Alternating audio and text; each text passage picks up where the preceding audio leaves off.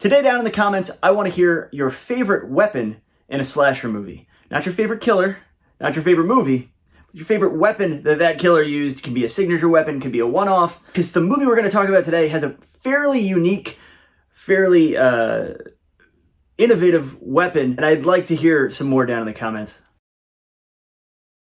Hello, I'm Adam Caesar. This is Project Black T-shirt, the channel where we take a new or a reissue horror movie and then pair it with a piece of horror literature that you're gonna enjoy if you like that movie. I am the author of Clown in a Cornfield, the Bram Stoker award-winning young adult horror novel, slasher novel, and the sequel, Clown in the Cornfield 2, Friendo Lives, which is available for pre-order right now. Who knows, you may be watching this in a few months and the book could be out. Please go pick up a copy.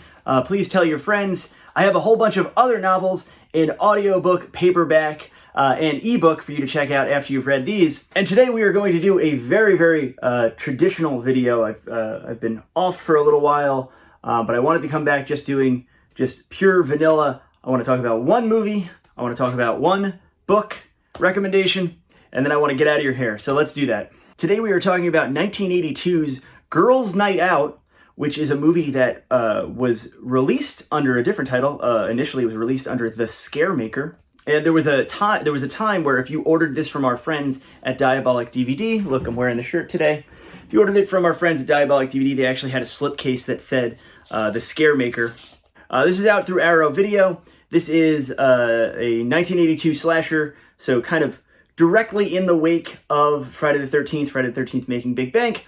A lot of indie producers putting money out there and being like, let's have the next Friday the 13th. But this movie really didn't make much of a splash at all. It was kind of barely released under different titles, didn't do super well. And rediscovering it all these years later, I'm sure there are many people down in the comments who've already seen this because there was a Media Blasters DVD of this, and it's been around. But it's hard to see why. It's hard to see why this movie didn't do well. When there are movies like, say, 1981's Graduation Day, that were released, that have their fans, that kind of come up in conversation when you talk about movies like this. This is a movie that I really enjoyed. I enjoyed it so much I broke out the camera, I broke out the editing equipment, and I wanted to talk to you guys about it. This is a college slasher. It is set at the fictional DeWitt University, which we don't really know where DeWitt's set. We see a ambulance at one point that is Ohio, and I was kind of tricked watching the movie. I was like, oh, did they shoot this in Ohio? Is this a Midwestern slasher? It is not. It is shot right outside Manhattan, and then in parts of it on a college campus in New Jersey. But this is a fantastic college slasher movie because it really gets the college aspect right. Fairly convoluted plot, but also at the same time a fairly simple plot. This is a whodunit slasher where we're not sure who's doing the killing. There are a lot of possible suspects. The events of this movie are built around a kind of scavenger hunt. We have a radio DJ who's kind of almost the Greek chorus for this movie, the Warriors-esque style, where he's offering these hints for a scavenger hunt. And as students in the sororities and fraternities that we see partying at the beginning of this movie, as they kind of go looking for these hints and these different things for the scavenger hunt, they are getting killed by a person who is wearing the school's mascot, the DeWitt University Bears. He or she is dressed in the mascot costume, as you can see here, and they've modified it. They have this great scene where you see the killer putting 4 knives together, kind of making like Wolverine hands, and then pushing them through the paws of the suit so that when they're killing people, they're actually mauling them with like claws. Really neat conceit. A really kind of classical slasher in that it does have a whodunit element. It does have the classic scene where someone gets killed while they see the killer, and they're like, if we see from the killer's perspective, and we don't quite know who that's going to be until the end, until the big reveal. There's all these red herrings thrown in there. The name value in this movie is Hal Holbrook. He gets his own title card, and it's like, and Hal Holbrook as, I forget the character's name, blank the security guard, but I'll put it up in a second. And the reason you watch the special features, and it doesn't take a genius to figure it out, the reason that Hal Holbrook is in this movie is because Hal Holbrook's son is one of the teens. He's one of the main characters, one of the possible suspects to be the killer. And they kind of look a lot alike. They kind of have similar mannerisms, and they even share a scene together. But you see Hal Holbrook, kind of just consummate professional actor. He's done very, very highbrow things. He's done very, very lowbrow things. And this is towards the lower end of the spectrum. And he shows up, and he's great in this. A lot of other familiar faces from 80s movies. A lot of people who were in TV and commercials. A lot of New York area actors. And this is just terrific. Like, if I'm overselling it, I'm sorry. I'm sure there are people down in the comments that are going to say it's slow or the kills aren't cool. This is one of those movies where it is 97 minutes. It is an hour and 37 minutes. And if you go on Twitter and if you talk to people who are like supposedly film fans, one of the big things that people say is like, oh, why does a movie need to be over 90 minutes? Like everyone's in this big rush. I don't know. But a movie like this, with this kind of patina to it, like it's early enough in the 80s that it still feels kind of like the 70s. It feels a little bit like they make the comparisons themselves, the actors that they talk to on The Extras. They talk about wanting this movie to be Animal House meets Friday the 13th. It's got like a good hangout vibe. There's multiple party scenes. There's like a strip poker scene. There's all the kind of hallmarks of a college comedy.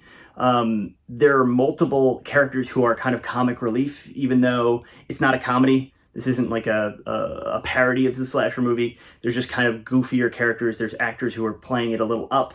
But that extra 10 minutes where this movie could easily be cut down into an 85-minute version, that extra 10 minutes really does, to me, adds a little something. It adds a little bit of impact to who the killer is. Like, yes, you could probably figure out the killer from many of the hints that they give you, and some of the red herrings are so incredibly strong that you're like, well, it can't be them because it's too obvious that it's them. But if you're kind of playing along that extra shagginess to it, those extra scenes that we get with all the other red herring characters and setting up all these different dead ends, work towards the mystery element of the movie, to me. I just really, really, really like this movie. Yeah, again, not going to be everyone's cup of tea, because there's going to be the people who like that kind of post-Friday the 13th sequel slasher, 80s slasher, that like the kind of outrageousness of like heads getting lopped off and all different kinds of practical effects, which I do. Of course, I like that. This is very people getting stabbed, people almost getting stabbed off screen. There's a couple little gore effects and, you know, waxing up people's necks and stuff like that, getting them cut. There's a few blood spatter scenes that are really cool and really vivid, I thought. But that's not going to be what everyone is coming to this expecting. So just know that it is a little bit more subdued. I keep saying Graduation Day, but I would put it on that continuum, Graduation Day 81, and then something like, I talk about Blood Hook a lot, because Blood Hook is, if you see it in the longer Vinegar Syndrome version, it is a kind of movie where you get to know a lot of these characters, a lot of these side characters, even if they don't impact the slasher plot that much. It's something akin to those. As I said, the special features, there's nothing with the director, this guy named Robert Jubel, who was a documentary filmmaker before this, and then only did like one episode of television after this. I think this is his only feature. So there's nothing really with the creative end. There is a commentary track with two professional film historians, and then there's the rest of the special features, of which there are many, are like 10 to 20 minute discussions with the different actors in the movie. And they say somewhat similar things. They talk about somewhat similar anecdotes. They can't seem to remember a whole lot. Not everyone can remember. It seems like this movie was shot night shoots on a dime very quickly. So it's not like, hey, you can't remember 40 years ago.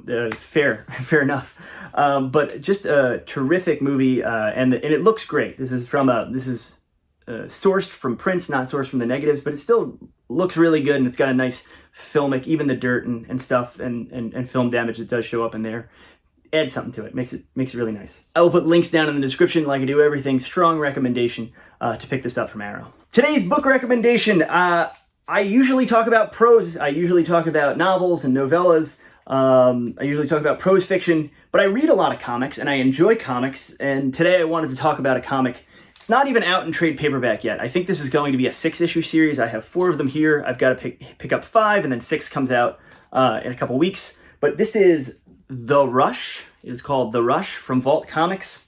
And The Rush is technically an acronym. It stands for This Hungry Earth Reddens Under Snow-Clad Hills, which is a mouthful of a title, but it's a terrific, terrific book. This is set in the Yukon Gold Rush, and it is a kind of monster / cosmic horror story. It's like Laird Barron rewrote Deadwood, basically, is how I would put it. This is written by Cy Spurrier, and the art is by Nathan Gooden. It is fantastic. Like Deadwood, it kind of has that very elevated quality to the writing. It has very theatrical and very old-timey writing, which really, really adds something to it. I think Spurrier is a fantastic writer and fantastic with dialogue. And this book, the art is great. The creatures are very creepy, and the things that happen are very creepy because it is a historical horror. It got like elements of real history mixed in with the monster stuff. I really, really, really like it. A woman's kid goes missing, and she sets out into the Yukon territory by herself, or she hires a charge to kind of bring her out into the Yukon territory. And you have that kind of traditional, almost Western archetype of like, oh, what's a little lady like you doing out in here in the wilderness? And then you add monsters to that, and she's a very capable and very interesting character in other ways as the story progresses. But there is no trade paperback for that yet. I think it comes out in August. But if you go to the comic book store and if you pick up comics, I would very, very, very much recommend picking up those back issues. It's really, really, really good. If you like this video, don't forget to hit like. If you really like this video, subscribe. If you really, really, really like this video and you like me and you want to go pick up Clown in the Cornfield in hardcover or in paperback, that includes a little 15-page preview of Clown in the Cornfield 2, Friendo Lives, which you really, really, really should pre-order. Pre-orders are the metric by which publishers kind of rate the success of a book. Buying it when the book's out is good too, but pre-orders really show that, oh, there are committed people that are going to support this author because they bought it before the book was even out. It really, really, really helps me out. So Amazon, Bookshop, Barnes & Noble, Target, any places you can buy books online. I will put the links down in the description. Please, please, please go pick up a copy. And when you buy it early, when you buy it on a retailer like Amazon, and if they drop the price before it comes out, they will sell it to you for the cheaper price. They'll either give you a refund or they won't charge your credit card until the book ships. So what do you got to lose? Go pick up Clown in the Cornfield 2, Friendo Lives. Thank you so much. I will see you when I see you, and we will talk about more horror fiction and horror cinema.